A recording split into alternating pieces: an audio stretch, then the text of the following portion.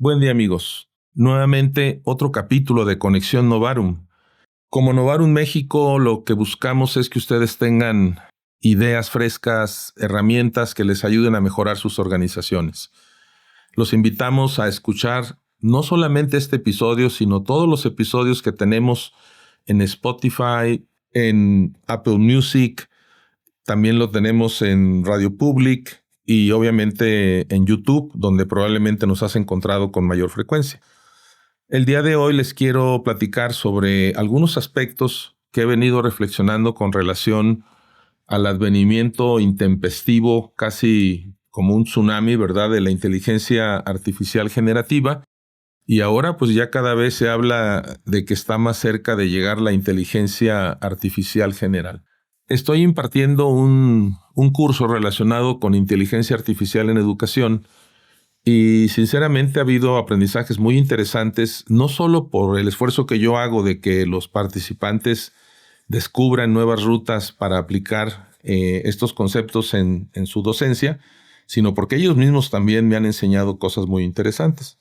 Pero una de mis conclusiones preliminares es de que la mayoría de las universidades e instituciones educativas se enfocan mucho en aprender de inteligencia artificial, en dominar la inteligencia artificial. Incluso una universidad pública muy importante aquí en México acaba de publicar y de poner a disposición de todo mundo como un conocimiento o una información libre, ¿sí?, de libre acceso, sus propuestas para educación media superior y superior, que corresponde a bachillerato y carreras profesionales, para incorporar la inteligencia artificial en las evaluaciones. No he tenido oportunidad de leer esos documentos, sin embargo, pues llama la atención el nombre, ¿sí?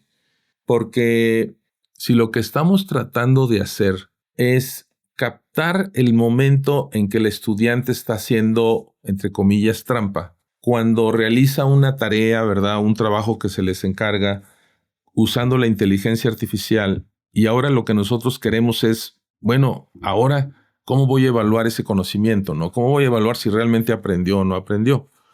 Desde mi punto de vista, manejo un concepto que se llama fricción en el mundo real, y la forma más efectiva de evaluar lo que el estudiante comprendió, asimiló, conectó con otro conocimiento relacionado, es a través de interacciones presenciales, que pueden ser exámenes de antiguitos, ¿verdad?, de lápiz y papel, sin recursos tecnológicos a la mano, exámenes orales, promover debates en el salón de clase o incluso asignar actividades que impliquen que salga al mundo real a recopilar información, a entrevistar personas, a identificar problemas en la comunidad donde vive o en la ciudad donde vive, para que de esa manera se friccionen, en el buen sentido, con la realidad y obtengan experiencias reales de aprendizaje.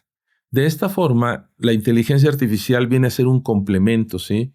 Un complemento que le puede ayudar a sintetizar la información recabada, o un complemento que todavía puede ser más útil cuando tú le das a la inteligencia artificial un texto o un trabajo que tú hiciste y le pides que te encuentre fallas en la redacción o fallas lógicas, ¿no?, de profundidad en el texto que estás documentando.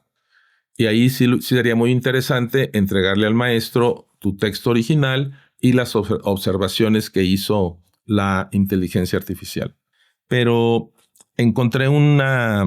sin embargo, les quiero comentar que encontré una metáfora que se me hace muy interesante, en donde la inteligencia artificial generativa, mal manejada indiscriminadamente, sin un juicio crítico, sin un análisis, sin un pensamiento crítico, pues equivale a que te suban en un helicóptero, vamos a pensar que fuera factible, a la punta del Everest y ya llegaste al Everest. Pero perdiste toda la experiencia del ascenso, toda la fricción real, ¿sí? Entonces, esa experiencia del ascenso nunca la vas a tener si subes en un helicóptero, y menos si bajas en un helicóptero también. Al menos dirías, bueno, subo en un helicóptero, pero ahora me bajo en el helicóptero, ¿no? Que esto equivaldría a que el estudiante fuera del salón de clase, pues está fuera de tu control, de tu vigilancia, consulta lo que quiera consultar y cuando llega al salón con un trabajo muy bien hecho, tú vas a provocar que descienda ese Everest cognitivo, ¿verdad? De conocimientos por la ladera con sus pies, ¿verdad? No en helicóptero. Porque entonces le vas a hacer preguntas con relación a ese trabajo que a lo mejor indebidamente y libremente lo trabajó 100% con la inteligencia artificial. Les voy a platicar algunas experiencias de lo que yo hacía como maestro. Voy a empezar con una más reciente, ya en la época de Google, de Internet, y estudiantes de penúltimo semestre de una carrera de licenciados en comercio internacional. Me invitaron a una experiencia de team teaching. Éramos 4 maestros, 3 externos y un interno que coordinaba todo el trabajo en una universidad privada. Y me tocó aplicar uno de las evaluaciones mensuales. Lo que hice fue dividir el tiempo disponible en 3. Creo que era hora y media, una cosa así. Entonces dividí el tiempo en 3 segmentos, donde el primer segmento era tú solo con lápiz y papel vas a responder estas preguntas para evaluar tu comprensión de los temas vistos en el mes. Luego, tú solo con autorización para usar tu celular, tu computadora, internet, Google, lo que quieras. Obviamente, el diseño de las preguntas tiene que ser de otra naturaleza para que tampoco sea tan trivial y tan sencillo resolverlos. Y luego, el tercer segmento, repetí el que pudieran consultar lo que quisieran trabajando en equipo, ¿sí? Entonces, de esa manera, un periodo de una evaluación mensual se dividió en 3 experiencias, cada una tenía su ponderación y así fue como los evaluamos. En este mismo grupo, el coordinador me dijo, Roberto, tú te encargas del proyecto final. Diséñalo, comunícalo, supervísalo, califícalo, etc. Como era una materia de comercio internacional, era estrategias globales para compañías multinacionales. Entonces les dije, necesitan identificar una compañía que esté fuera de este continente, puede ser en Asia, en Europa, para que ustedes tengan una cita virtual con esa empresa y expliquen que requieren hacer una entrevista para conocer sus productos, sus servicios, etcétera, ¿no? Pareciera trivial, pero pues sí se requiere de ciertas habilidades para conseguir la cita, que acepten que los puedas entrevistar, que los vas a grabar, ¿verdad? Les explicas que eres un estudiante. Pero curiosamente, lo que causó más molestia, insatisfacción, disgusto entre los estudiantes eran los horarios. Ay, ¿a poco me voy a tener que levantar a las 3 de la mañana para conectarme porque allá son las 11, que fue cuando me dieron la cita? Le digo, pues sí va a suceder eso, o a lo mejor te va a tocar a las 10 de la noche o a las 3 de la tarde, dependiendo de dónde esté la empresa y el horario que te den ellos. Sé flexible para que se facilite que consigas la cita, porque la evidencia de esa interacción iba a ser la grabación que ellos iban a entregar en el idioma que correspondiera, ¿verdad? Pues a regañadientes lo hicieron, molestos, pero finalmente era una forma de friccionarlos con la realidad y prepararlos para el mundo que se iban a encontrar. Yo estoy seguro que muchos de los que me están escuchando han de pensar que eso es lo más normal en el mundo actual, ¿no? Tienes una reunión con gente en China, pues se hacen las adecuaciones. En Noruega, yo hice un proyecto con gente de Noruega. También teníamos que estar buscando los empates de los horarios. Curiosamente, tiempo después, como 1 año después, 2 años, me encuentro a una de las alumnas y me saluda con mucho entusiasmo. Me dice, maestro, me da gusto encontrarlo. Le quiero agradecer eso que nos hizo sufrir, así se expresó ella, con el proyecto final. ¿Qué cree? Estoy trabajando para una compañía española y conseguí el trabajo y las entrevistas me las hicieron tal como lo vivimos en el aula, ¿no? Siempre he pensado que la universidad, el modelo educativo, es un modelo que representa la realidad. Pero bien sabemos el dicho de que el mapa no es el territorio, ¿sí? Entonces, mientras más podamos acercar la experiencia de aprendizaje de los estudiantes al mundo real, pues va a ser un mejor modelo educativo. Y otra experiencia que les quiero compartir, ese es un poquito más atrás, incluso pues pudo haber sido pre-internet, ¿sí? Pudo haber sido pre-internet. Algo que me di cuenta como maestro en una universidad privada en carreras profesionales de ingeniería mecánica principalmente, era que los trabajos en equipo, de las diferentes formas que un profesor arme los equipos, con 3, con 4, con 5, al final del día, 1 o máximo 2 son los que acaban realmente haciendo esa investigación, esa documentación, y ya los que van nadando de muertito a lo mejor se ofrecen en aquellos tiempos, ¿verdad?, a imprimirlo, engargolarlo, en fin, pero no realmente friccionarse con la investigación y con el trabajo que se tenía que hacer. Entonces a un colega y a mí se nos ocurrió empezar a aplicar exámenes orales con base al proyecto que habían integrado en equipo. Entonces juntábamos a todo el aula y les hacíamos preguntas a cada uno de los integrantes del equipo. Entregaban su trabajo, en aquellos tiempos engargolado, lo abría en una página al azar y le decía a la persona: te voy a ir haciendo preguntas abriendo el trabajo que ustedes hicieron al azar. Cada pregunta que no contestes te va a restar un punto a tu calificación en este proyecto de trabajo en equipo, ¿sí? Y ya abría la página al azar, le decía: mira, aquí ustedes dicen en el tercer párrafo tal y tal cosa, aseverando esto y esto y esto otro. ¿Por qué? A ver, susténtalo, explícamelo, ¿sí? Inmediatamente te dabas cuenta personas que no tenían ni la menor idea de lo que les estábamos preguntando. Y personas que sabían perfectamente porque ellos se habían friccionado para integrar ese documento. Entonces, en esa universidad pienso que fuimos los primeros docentes que asignamos calificaciones diferentes en un trabajo en equipo. Precisamente para que ellos evitaran, curiosamente, no sé si se dan cuenta, pero lo que hacían estos muchachos, y probablemente siguen haciendo en muchas universidades, su inteligencia artificial eran sus compañeros. Abdicaban completamente, perdían su dominio cognitivo, su soberanía cognitiva, como se le llama ahora, y pues prácticamente pasaban de muertito, ¿verdad? Y quién sabe cuánta gente haya pasado así exámenes, ¿verdad? Ya sea copiando, ya sea, incluso hubo un tiempo, recordarán que en algunas universidades prohibían usar Wikipedia por lo mismo, ¿no? Entonces, más que convertirnos en detectives y que los alumnos los veamos como criminales que están tratando de engañarnos, mejor diseñemos experiencias en donde en el mundo real resuelvan un problema real, o al menos lo planteen o lo exploren. Encontré un artículo muy interesante de una maestra que daba una clase de ética a nivel profesional. Y pues una clase de ética para los estudiantes de repente puede ser la experiencia más aburrida del mundo, ¿verdad? O más desconectada de su realidad. Pero ella los invitó a que fueran al municipio y pidieran información a través de la Oficina de Acceso de Información para investigar cómo es que estaban asignando los contratos para ciertas obras.